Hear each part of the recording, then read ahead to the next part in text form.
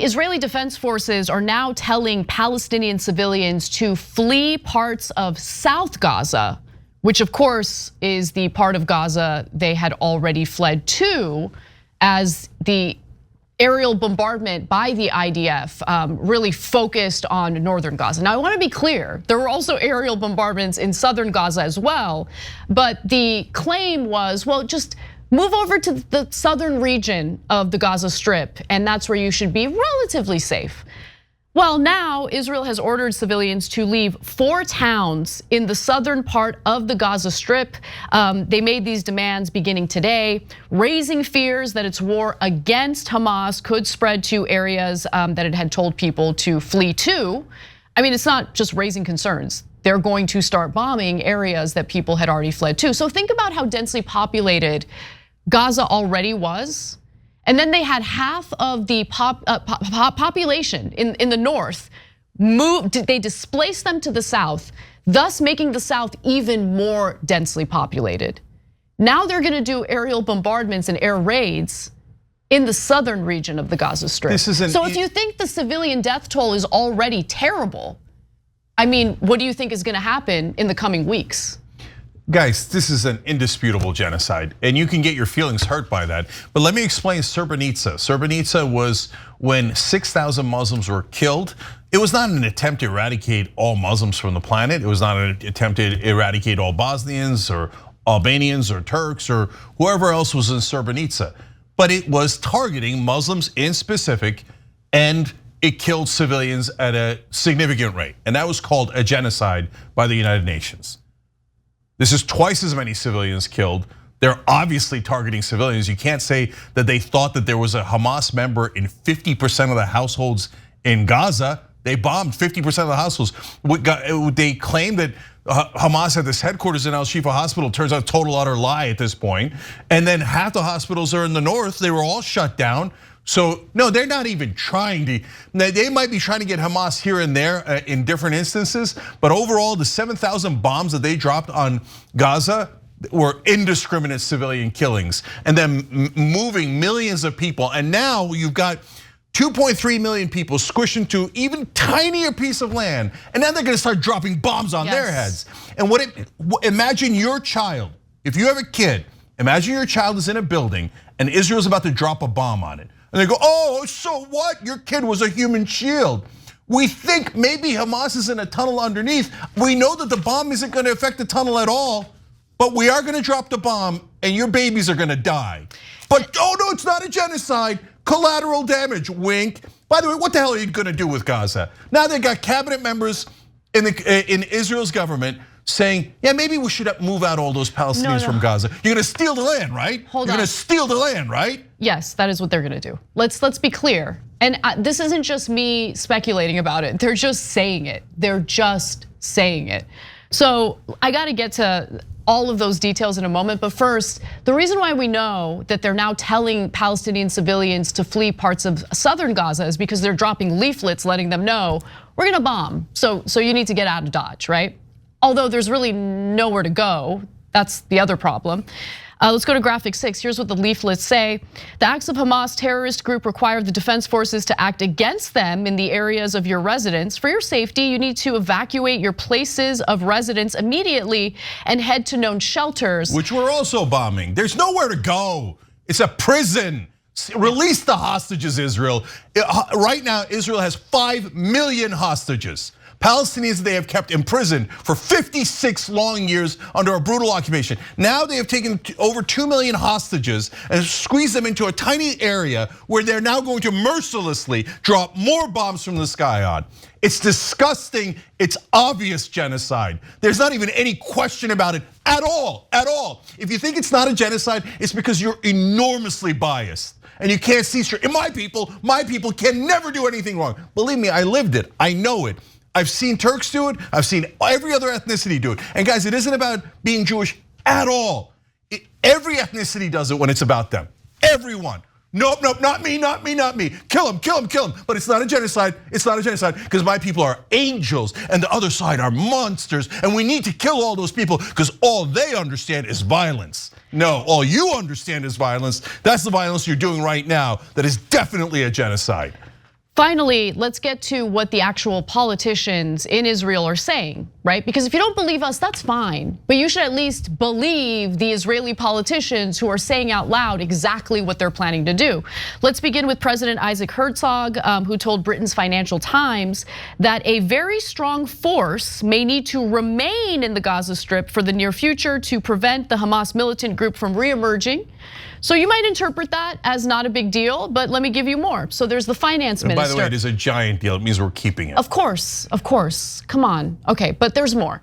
So you got Finance Minister Bezalel Smotrich, who heads the religious nationalist parties within Netanyahu's coalition. He said that he supported a call by 2 members of Israeli parliament who wrote in a Wall Street Journal op-ed that Western countries, hey right-wingers, if you happen to be listening to this, please listen carefully, okay? Because they are urging Western countries, which includes the United States, to take in Palestinian refugees because they're pushing them out. They're pushing Palestinians. They're planning to push whoever remains after their endless aerial bombardment. They're gonna push them out of the Gaza Strip and they will be made refugees and they need a place to go. So they're arguing, hey, why don't you take them, Western countries? We're gonna push people out of their own land, and then we're gonna force you to deal with the mess. Guys, you deal with it. Let me give you the excerpts. I have to read the excerpts. So here are the individuals who wrote this in the Wall Street Journal. It's Danny Danon and Ram Ben Barak. Okay, these are members of parliament. Here's what they write in the Wall Street Journal. European countries, including Germany, Sweden, and France, have provided refuge to Syrians since the civil war started in 2011.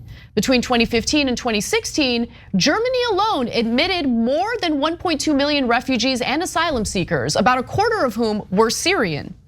Looking to these examples, countries around the world should offer a haven for Gaza residents who seek relocation. Countries can accomplish this by creating well-structured and internationally coordinated relocation programs.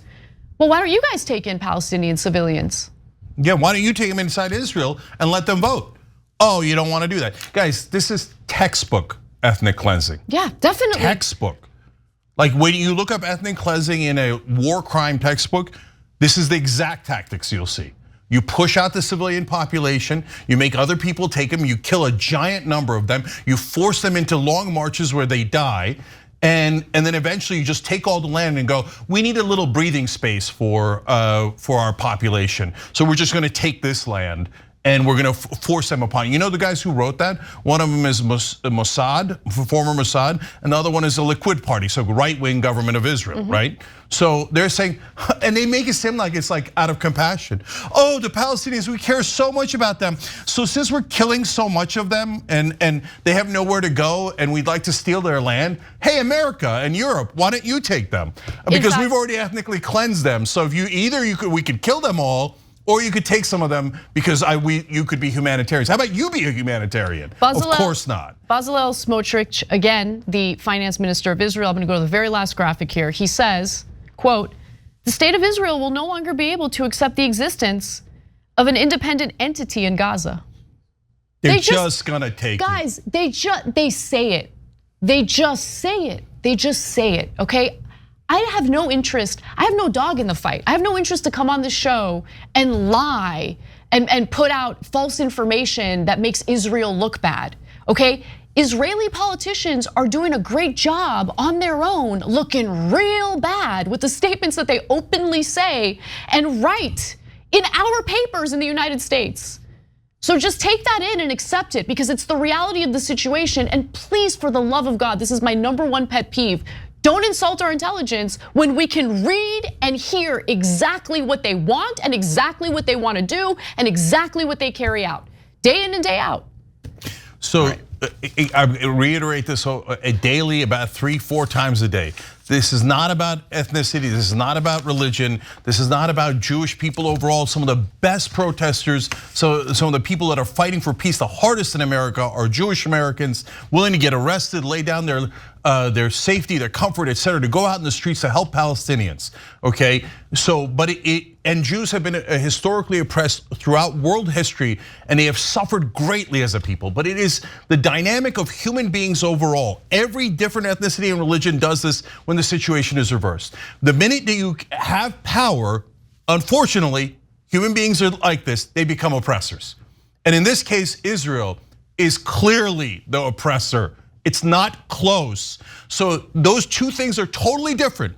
Don't tell me that Jewish people were oppressed in the 1800s, 1900s. That's definitely true. That's definitely true. But is that related to what the right-wing government of Israel is doing today? It is not related. It is not related. It is not because of general anti-Semitism that they had to kill all those innocent Palestinians. They are choosing to kill innocent Palestinians over and over and over again. It breaks my heart to see what they did to Israel. They took a country that was supposed to be a refuge for victims and the oppressed and have turned it into a country that is now doing the oppression itself. And it is inarguable. Yeah. I don't want to hear any excuses about why you had to murder so many civilians.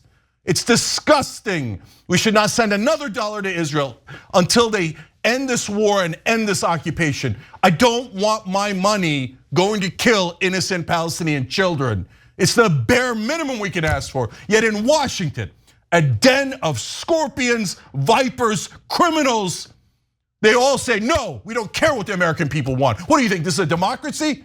We are going to support Israel in crushing these civilians to no end. Our politicians here in America as well are monsters.